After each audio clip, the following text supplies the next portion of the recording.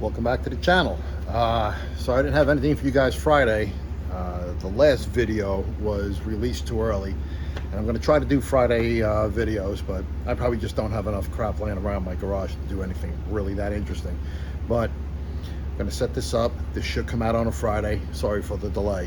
And as the title kind of suggests, how far is too far when you go to your modifications? Well, for me, as far as I'm concerned, there's really no such thing as far enough, because you don't know how far you can go until you fuck something up, until you mess something up. I want to show you what I messed up, and once I messed it up, I just said, the heck with it, just keep going. Why not? It's already wrecked. I'm experimenting on these carburetors. Let's really find out just how far is too far. You gotta get a laugh out of this one. That's too far. I had a couple of the, let's get some light on there. There you go. Some JB Weld is holding some of the screws in. Two broke, and the other two, well, as you can see, I kind of really got down on some grinding. I went really far with this, just trying to see just how far I can take it. And I cut the shaft into threes, and it's paramount that they stayed very well tightly together by way of screw. This JB Weld, not exactly it. I just figured it would be good enough. Consequently, kind of thick enough. Well, not so much there, but kind of large enough to mimic the size, to be an intrusion when this does get flow tested. And you can see I took a little bit off the edge, just right there. It's really like almost nothing. It got very thin here, very thin there. The gasket would probably stick out a little bit at that point, but that's easily trimmable. Let's see if I can prop this up.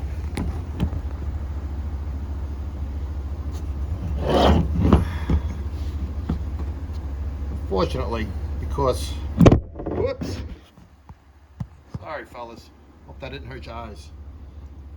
If it happens again, I'll just not do it. There we go. You can see here I'm turning the throttle, and this JB Weld just didn't stick on. So I go to the other side, kick a little bit. This thing is kind of screwed and tattooed. It's kind of done. But here's the nice part. You can open them up. They still go as far as the stops allow. And I actually did flow this over at Charlie's. Now his flow bench, it's a Superflow 600, I think it is. I'm not sure. I forget. I'm pretty sure that's it. We put it on the flow bench, and it would, of course, only pull so much air, and then that was it. Well, we did manage to test not only this one, but was it this one? Yeah, I think it was. Yeah, I think this was the one. Even though these were the boosters that were in this carburetor for testing, this one had the stock boosters, and it's pretty crusty. It's an older one. Oh, that's not. I don't know where the original. I don't know where the top went. I got a bunch of these things laying around. But you can see it's pretty well crusty and dirty, and it pulled 590. So now we know these Edelbrock Carter carburetors will pull 600 CFM when they're new, at least. I'm sure I can get 10 CFM just by cleaning up all this dirt on the inside, and the other velocity secondary, the secondary velocity valve was rusty. This thing's really beat up. These boosters that I did have, oh yeah, I'm trying to take it out, I can't. This particular,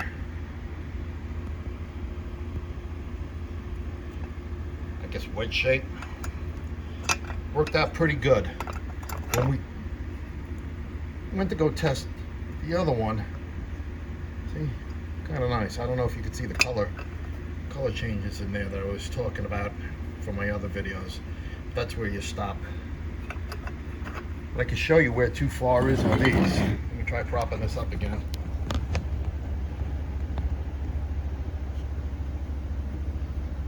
This one I thought might actually flow a little bit more air. Maybe. I have no idea. But, sorry. It was, you know, this is kind of how they illustrated it in the book. And I can tell you that if you do it like this, how you can see it on the back side there, or the top side as the case may be. This top side. You want to leave that very nice ridge in there, because this is going too far. And I don't know if I can repair that. I mean, I guess I could, but I'm gonna have to find an epoxy that's gonna hold up to the fuel. I'm sure this will be coated. And that's how it's kind of supposed to look. So that was too far. Now, one of the things about flow testing on the bench was this actually showed some really nice improvements, but we didn't calculate the actual airflow because the bench runs out. So we tested it at half of the pull. Instead of going to 28 inches, we tested this carburetor at around 14, 15 inch, and we said, all right, that's how low it goes. You know, I'm sorry, we started with the stock one, and then we went here and we tried everything out, and the amount of air that the Mercury goes up, instead of testing at 28, we tested at 15, it fell, and it was pretty good. We did have a little bit of a problem with the secondary air valve because I was stupid and I forgot that the shaft comes through here, and I think I showed you guys, as the shaft comes through here, it actually acts as a stop for this secondary throttle plate. So we go over and we look directly over it. It goes and goes and goes, and now that's too far. This was actually a loss of CFM because it was able to go over. We pulled it back just a little bit and kind of held it in place with a tool, nice long screwdriver. We kind of looked over it. It wasn't dead exact science, as close as we can get it. But with these boosters, those boosters, inside this roving disaster, we managed to pull it down, pegging the bench where it read, sorry about that, 645 CFM, but the thing is that we were down to 7.5 inches instead of the 14 before. I have the exact paperwork someplace. I don't know what the CFM is. I know there's some calculations you can do, and I think generally speaking, I probably had a nice increase. We got 24 CFM when we removed the choke plate and all the associated linkage, which includes the bar that goes across the back on the AFBs. And I will show it to you here. This plate, this rod, and this bar was removed. And if you could see those flats right here, these flats are the ones that I cut back very substantially.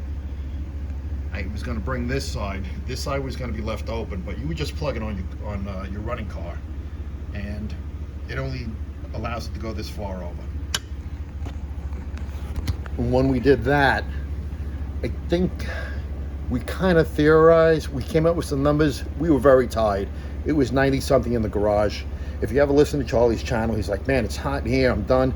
Yeah, believe me, it gets hot in there. It's cooler than outside. You spend 5 minutes outside in 100-degree feeling, you know, real feel heat, You come in the garage, you're like, oh, this is better. But 5 minutes later, you're like, wait a minute, it's still 90 degrees in here. And you're like, oh my Lord. Yeah, we kind of wrapped it up, and we're thinking somewhere around 711, 715 CFM. We will pull them through, and that's with a lot of work.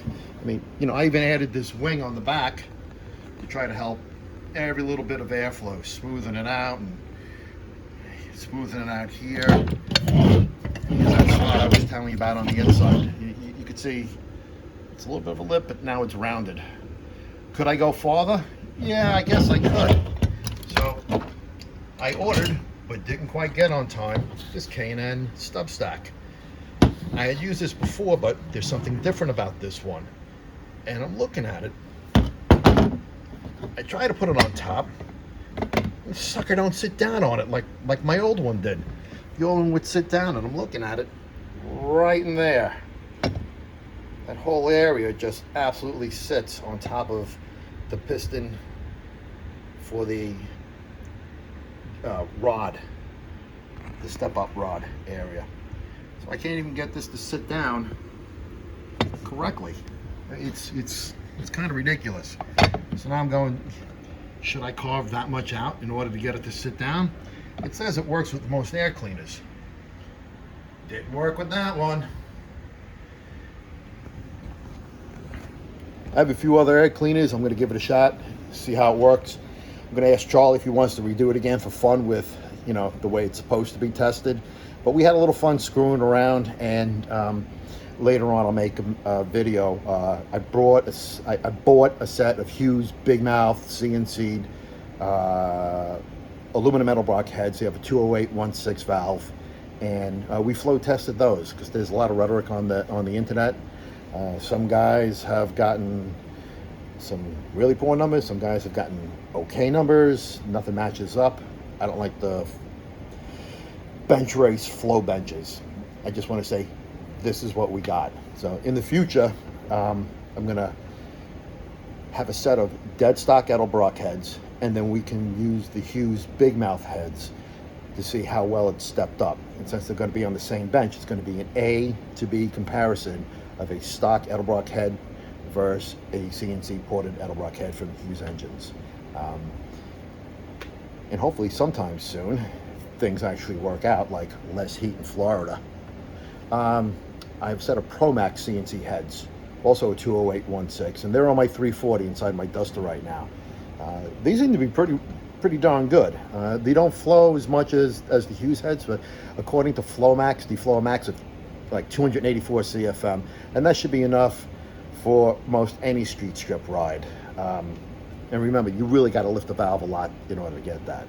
So to recap, I'm going to be testing some heads with Charlie, some Edelbrock heads with Charlie, and I'm going to come back with the carburetor. So hopefully that disaster will turn into something interesting that I can move over to a better carburetor later.